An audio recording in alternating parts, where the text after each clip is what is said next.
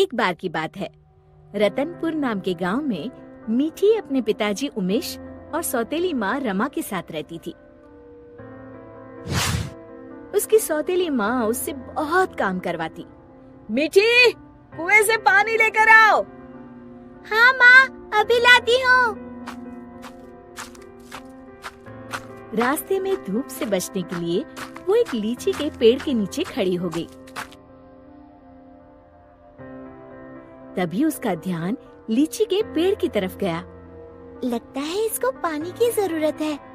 मैं आज इसमें थोड़ा पानी जरूर डालूंगी।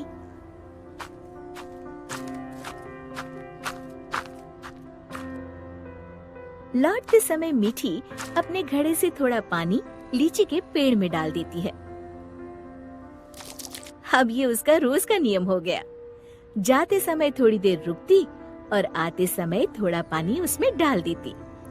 उसी पेड़ में एक चुड़ैल रहती थी। इतना ठंडा और मीठा पानी बड़े दिनों के बाद मिला है। एक दिन चुड़ैल ने सोचा, क्यों ना इस लड़की को दोस्त बनाया जाए। बहुत दिनों से मैंने कोई इंसान नहीं खाया। और वो मीठी की हम उम्र लड़की का रूप बनाकर कुएं पर बैठ गई। क्या नाम है तुम्हारा? मीठी। और तुम्हारा? अम्बी। अम्बी? अम्बी तो खट्टी होती है। तुम मीठी और मैं खट्टी, मतलब मीठी खट्टी। नहीं, मीठी खट्टी नहीं, मीठी अम्बी। दोनों खिलखिलाकर हंसने लगती है। अरे, मुझे तो तुमसे बातें करके बड़ी देर हो गई। और जल्दी से घड़ा लेकर घर के लिए चल दी। थोड़ा सा पानी उसने लीची के पेड़ में भी डाल दिया। चुड़ैल बहुत दिनों से अकेली रह रही थी। उसे मीठी का साथ अच्छा लगा। वैसे मीठी अच्छी लड़की है, क्यों ना इसे अपनी दोस्त बना लूं।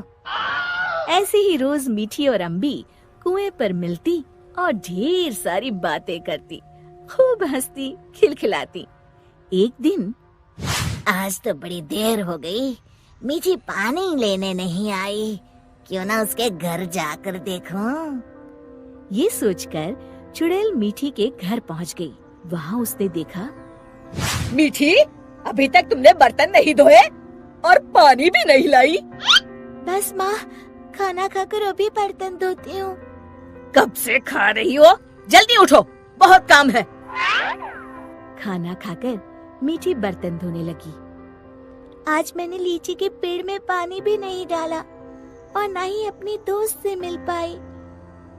तभी चुड़ैल ने जादू से पूरे बर्तन 1 मिनट में धो डाले। मीठी आश्चर्य से यहाँ वहाँ देख रही थी कि चुड़ैल उसके शरीर में प्रवेश कर गई और वापस आकर सोफे पर लेट गई। अच्छा, तो राजकुमारी आराम फरमा रही है। बर्तन कौन धोएगा? धुल गए। रमा को मीठी की आवाज भारी सी लगी। अच्छा, जादू से धोए हैं क्या?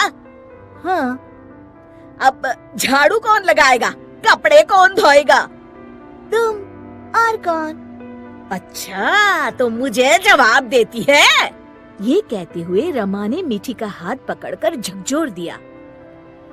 पर मीठी रोज की तरह रोई नहीं, तो रमा को और तेज गुस्सा आ गया। मारने के लिए आगे बढ़ी ही थी कि मीठी ने उसका हाथ पकड़कर गोल घुमाकर छोड़ दिया। रमा तेजी से गोल गोल घूमने लगी। कुछ देर तक घूमने के बाद रमा ने एक बार फिर हाथ उठाने की कोशिश की। इस बार एक धक्के में रमा घर के चारों कोनों में टकराई और फिर एक कोने में जाकर गिर पड़ी। अब जाकर कपड़े धो। जाती हूँ। वो आराम से सोफे पर लेटकर टीवी देखने लगती है। थोड़ी देर बाद रमा कपड़े धोकर कमरे में आई। जाओ, जाकर झाड़ू पोछा करो। रमा कुछ बोलने ही वाली थी कि मीठी की लाल लाल आंखें देखकर डर गई। लगाती हूँ, अभी झाड़ू लगाती हूँ। इतने में मीठी के पिताजी आते हैं। उन्होंने पहले कभी रमा को काम करते हुए नहीं देखा था। रमा, तुम काम क्यों कर रही हो? मीठी कहाँ है? रमा जोर जोर से रोने लगी और उंगली से इशारा किया जहाँ मीठी आराम से लेटी हुई थी। मीठी, मैं क्या देख रहा हूँ? मीठी के पिताजी उसका हाथ पकड़कर उसे उठाते हैं, पर मीठी को देखकर बुरी तरह डर जाते हैं और पीछे हट जाते हैं। ये देखकर मीठी के शरीर में घुसी चुड़ैल जोर जोर से हंसती है।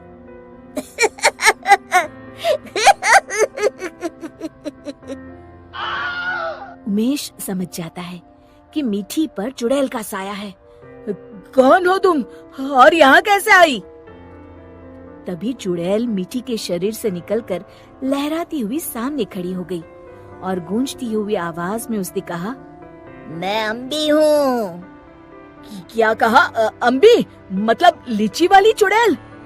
हाँ, और मीठी मेरी दोस्त है। तुम लोग उसे बहुत परेशान करते हो। मैं तुम सबको खा जाऊंगी।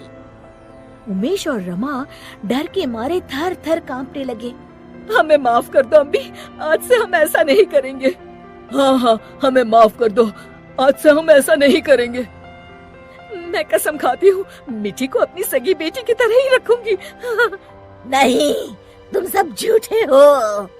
अम्बी को बहुत गुस्सा देखकर मीठी बोली, नहीं नहीं अम्बी, तुम मेरी अच्छी दोस्त हो ना। मेरे माँ पिताजी को कुछ मत करो। नहीं, इन्हें सबक मिलना जरूरी है। तुम्हें मेरी कसम। ठीक है, अभी छोड़ देती हूँ, लेकिन जब भी तुम्हें मेरी जरूरत हो मुझे बुलाना, मैं फौरन आ जाऊंगी। और फिर उस दिन के बाद से रमा ने कभी मीठी को तंग नहीं किया। शिक्षा: हमें किसी के भोलेपन या मजबूरी का नाजायज फायदा नहीं उठाना चाहिए।